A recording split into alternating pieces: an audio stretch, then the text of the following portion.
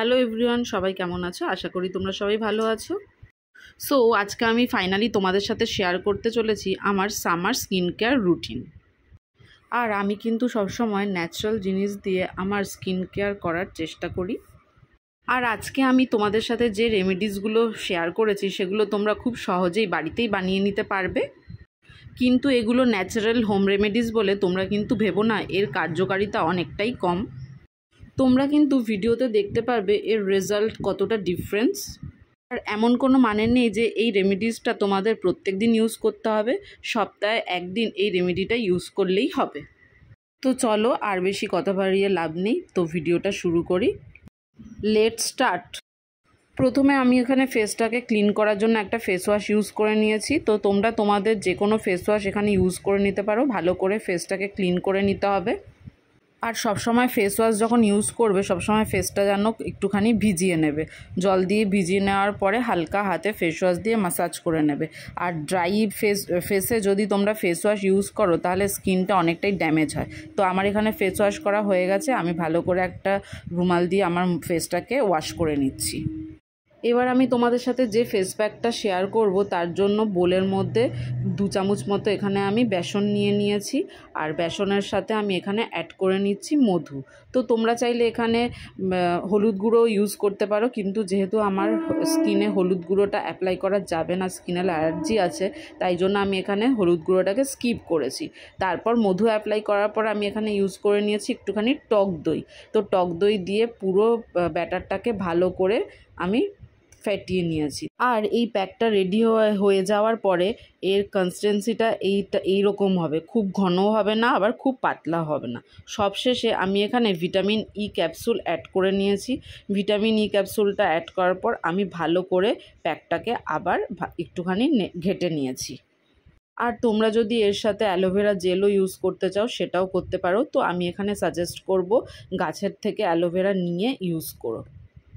তো এবার আমি আমার ক্লিন ফেসে এই ফেস প্যাকটাকে অ্যাপ্লাই করব। আর এই ফেস প্যাকটার মধ্যে আমি বেসন অ্যাড করেছি। বেসন আমাদের ন্যাচারাল ক্লিনজিংয়ের কাজ করে। এরপর আমি এই ফেস প্যাকটার মধ্যে ইউজ করেছি মধু আর টক দই।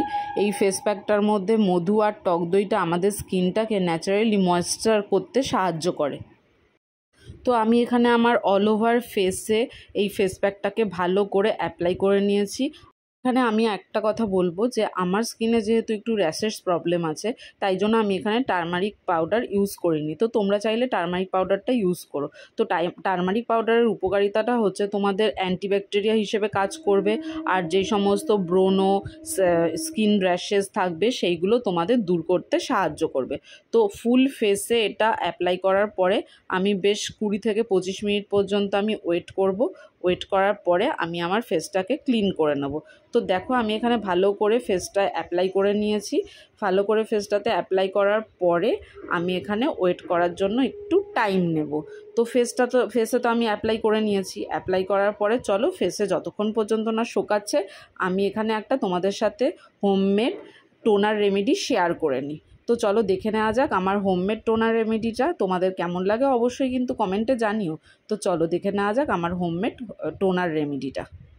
গরমকালের জন্য আমি এখানে হোমমেড টোনার রেমেডিটা যেটা বানাবো সেটা হচ্ছে অবশ্যই কিউকাম্বারের রস। তো শশার রস আমি এখানে গ্রেট করে শশার রসটা বের করে নিয়েছি। আর এই শশার রসের সাথে আমি এখানে একটু অল্প গোলাপ জলও অ্যাড করে নিয়েছি। তো ফুল ফেসটা আমার অলমোস্ট শুকিয়ে গেছে। তো আমি এই ফুল ফেসটাকে ক্লিন করে নেব। ক্লিন করে নিয়েছি পরিষ্কার জল দিয়ে। তারপর আমি একটা টাওয়াল দিয়ে ভালো করে আমার ফেসটাকে মুছে নিচ্ছি। তো দেখো কতটাই ন্যাচারাল আর একটা হালকা ফিল আসছে। তো এরপর আমি এখানে ইউজ করে নেব আমার হোমমেড যেই টোনারটা বানিয়েছিলাম সেইটা। তো টোনারটাকে আমি একটা কটন দিয়ে ভালো করে আমার ফেসে অ্যাপ্লাই করে নেব। তো এই ধরনের টোনার তোমরা ফ্রিজার করে এক সপ্তাহ মতো রাখতেই পারো। কটন দিয়ে ভালো করে আমি আমার টোটাল ফেসটার মধ্যে এই হোমমেড টোনারটা অ্যাপ্লাই করে নিয়েছি।